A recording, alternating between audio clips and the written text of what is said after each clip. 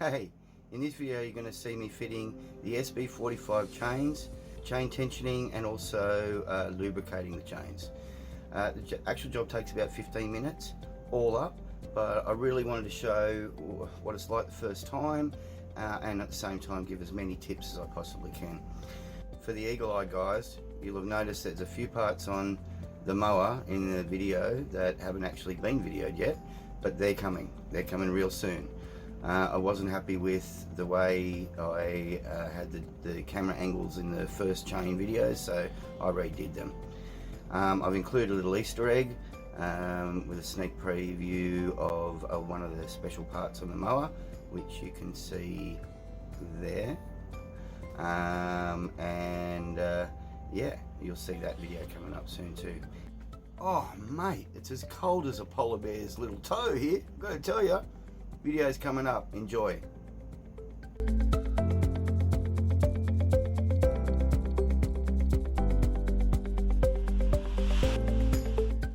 Hey, chain time to put on the chains. I'm also going to do in the video a quick section on the chain tensioner upgrade. This is the one that normally comes with it on the twin frames. He normally just screws in with a bolt. It's got a squared off bolt that will align itself, and then you put this on the other side, on the chain side, and the chain will then run over the top of that. I've upgraded that to this system, which is really cool, from George at No Parts Oz. Definitely from George. I did, when I got the mower, I got all excited and I spent hours and hours and hours. All the chains were pretty yucky like that. I spent hours and hours and hours, and I got them back to pretty much brand new, and then saw other people advising that it's best to buy brand new ones, and so I went and I bought some brand spanking new chains, and that's what we're putting on the build. So basically this is the chain tensioner, chain guard that blocks any grass and stuff getting in from this side. So you put your bolt through there with your little guard there, and then you put this section here on there like so, and then we have a lock nut, and we do said lock nut up. Now we will do that up a little ways, and then tighten her up when we've actually got the correct tension. Make sure you've got your guard there lined up properly at the back. Now we've got this small chain, so I've generally find that if I bring that chain around so that I can connect it over here, it tends to be a little easier. At this point we've got to have these bolts on this adjuster bar loose, not as loose as I had them, because otherwise your bolt will fall off. Sticking back on there. Alright, okay, so that's quite loose. There's a lot of adjustment in that, but we don't need that adjustment right now. What we do need to do is line that up on the sprocket. Make sure it's around all the teeth like it should be, and this is a little bit fun getting this in here. If you don't get it on all of the little teeth, you've got a little bit of outward play here, and that will allow you to get that in behind there like that, and maybe with little screwdriver, you might get that aligned correctly, and then you know when that's on because she'll pop in there nicely like that. You get your screwdriver in behind it. We then have the retainer washer which goes on that, so just make sure your screwdriver's in behind it. Put your little retainer washer on there like that, and then you want the closed side of this to go in the direction of the travel. So this sprocket will turn that way, so we want that to be going, in the direction of the sprocket, in direction of the travel. And then we just get that in there like that, line her up.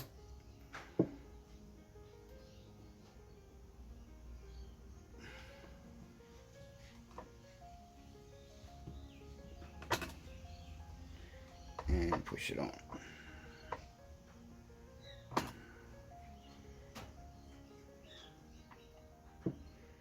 And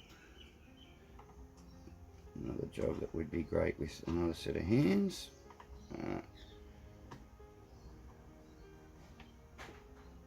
What I might do, okay, so once that's in there, get a little bit of tension on your chain.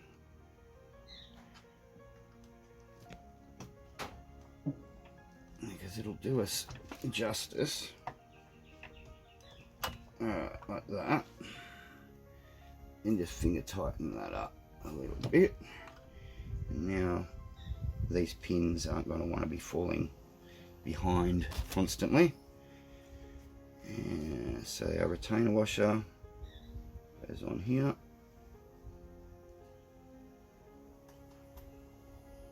And then we have our little split retaining pin, and that guy there will split retaining pin, and that guy will go with the closed end in the travel of the sprocket. Okay, a little bit of chain terminology since I couldn't spit that out correctly. On the chain link pins, okay, we have the actual link pin there, and then we have a link plate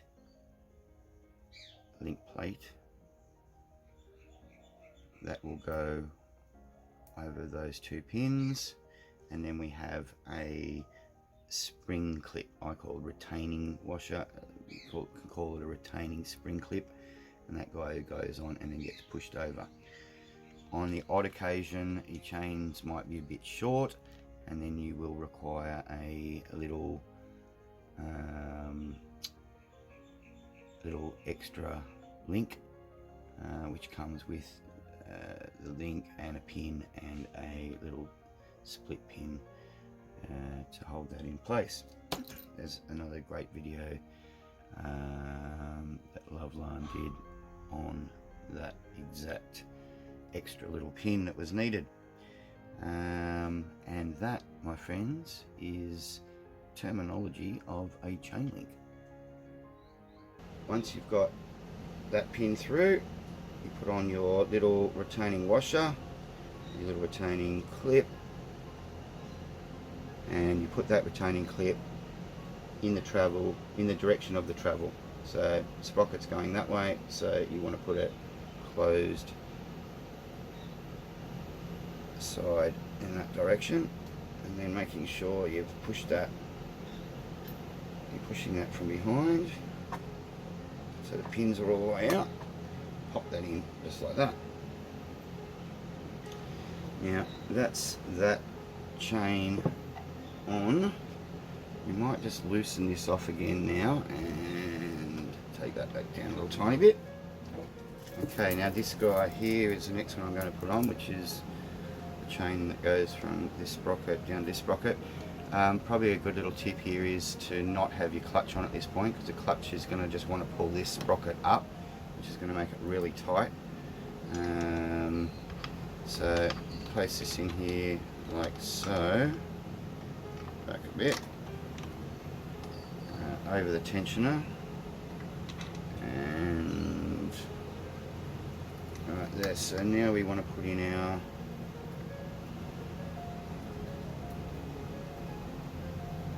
joiner.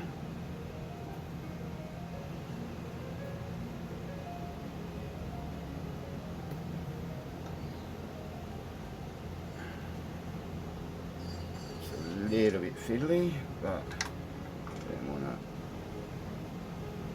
Now this might require, when you pull this, to connect this one here,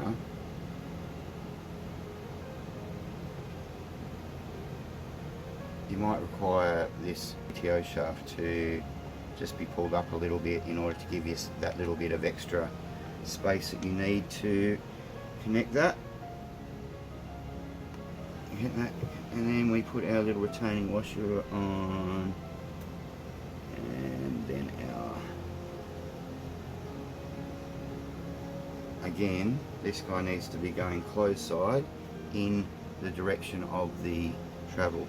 So this guy is going to be going anti-clockwise, so we want to put this guy on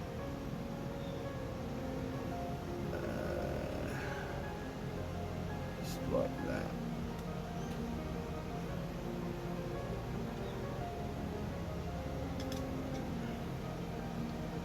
Screwdriver, push it in, clip that in like that. That guy is going in that direction, this guy is also going in that direction, and this guy will also go in that direction.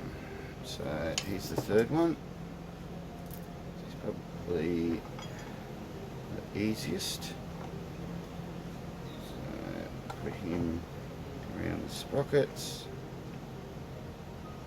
get this guy, that on there, little washer,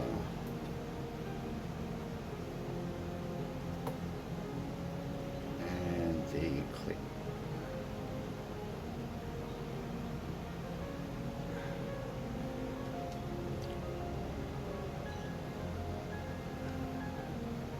You're going to be making sure that with your other finger or a screwdriver or something, you're pushing at the back of those pins, because this guy has to go into a little cutout in the pins. So we want that pushed all the way through. Life a lot easier. And push him on, like so. It's clipped in. And what we've got to do is do the tensioning. You normally want a little tiny little bit of play. You will find that there's generally the sprockets aren't perfectly circular, or some teeth are more worn than others or something like that. So on the travel you'll get a tighter spot and then a looser spot, but you don't want it over tight because it's going to burden the engine and the clutch and everything else. Okay, so now we want to tension this chain and this chain.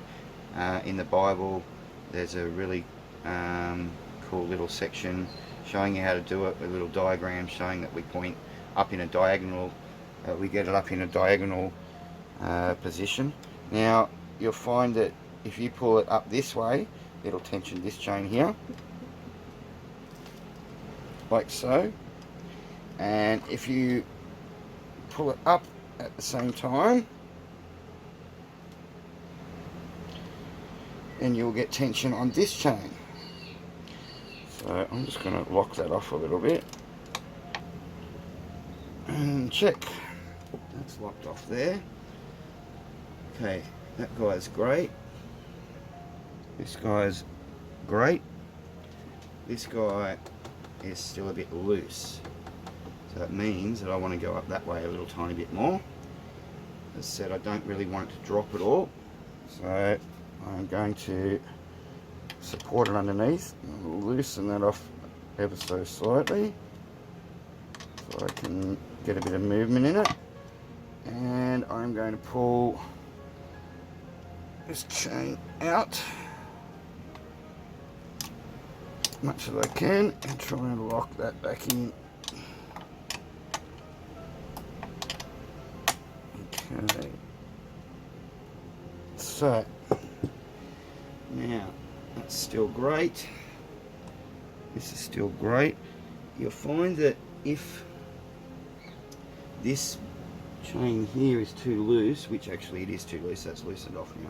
If it's too loose, what will happen is you'll get the rear roller locking up. So if you try and move the mower, the rollers will lock up, and if that does happen 9 out of 10 times, we're going to find it's this chain that's loose. That chain's still a bit too loose as well, so I'm going to come from behind the mower and give it another go. Loosen this guy off a bit.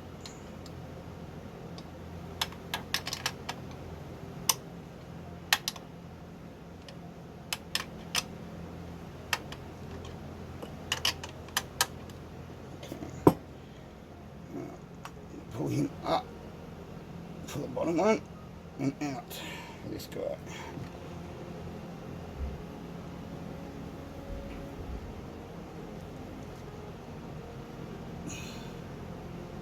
A little bit of rag on the bottom of the sprocket probably gives you a bit more purchase and allows you to pull that up tighter. So you can have a check. Don't let go of that till you've done it up nice and tight. Right, let's have a look now.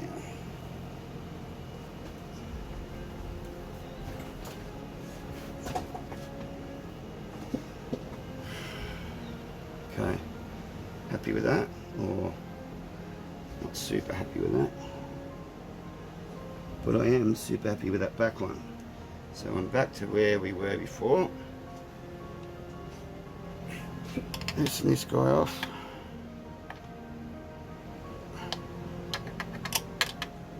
Smidgen.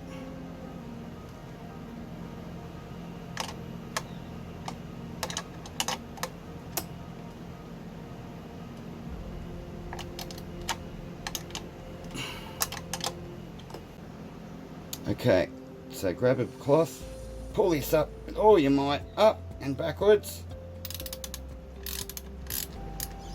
And then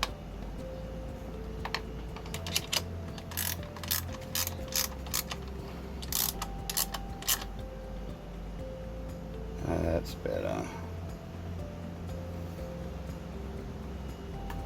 That's better. Okay. So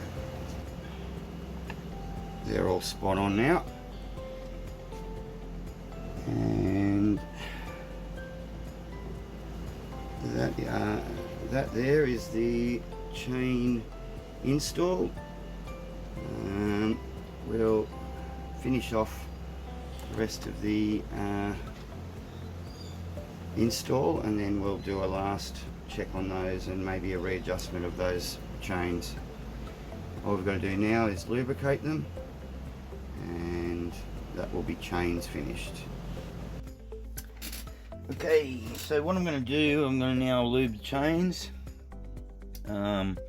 First two chains you can lube with the clutch or the roller, front roller, and the back one you've got to lift up a little bit so that you can turn your rear roller, and that will allow you to get some sort of lubricant onto your other third smaller chain.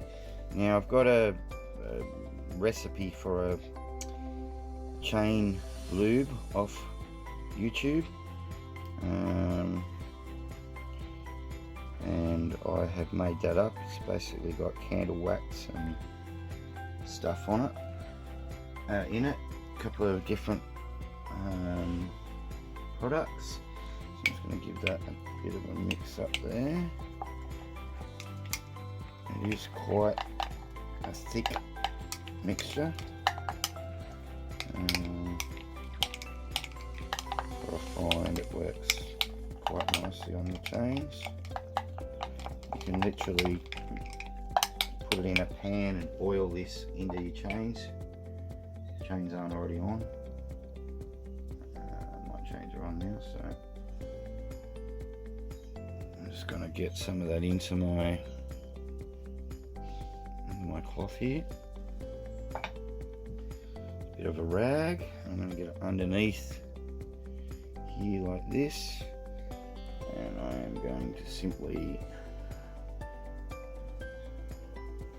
drag that. Drag that across that chain.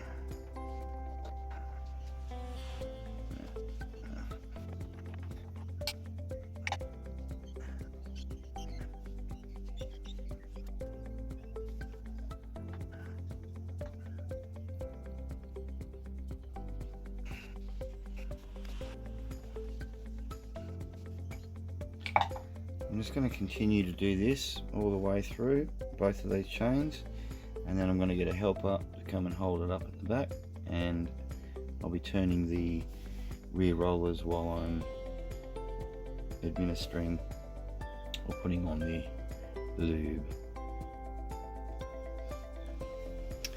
So after I put on my lanolin mix, I've then gone around and I've put some 3-in-1 all over the chain. So between the two of those chains are very, very, very nicely lubed. It's all turning beautifully. All I've got to do now is work on this smaller one. Right, so I've just put 2 blocks of wood under each side. The benefit of having that the rear wheelie part for the wheels at the back is that you can actually lift it up onto those, and then we can turn this. So I'm going to basically do the same as what I did on the last one, and get some white lanolin mix.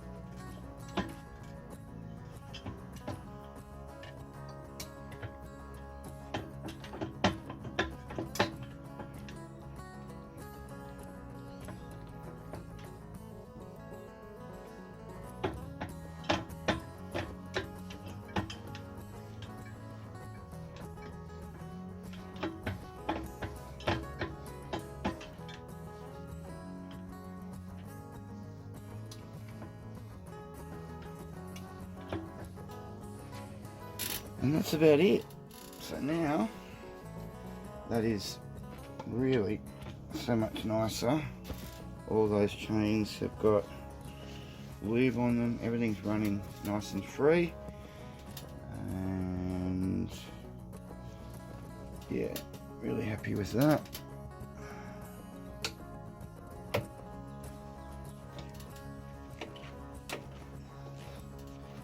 Yeah, they're going really nice now.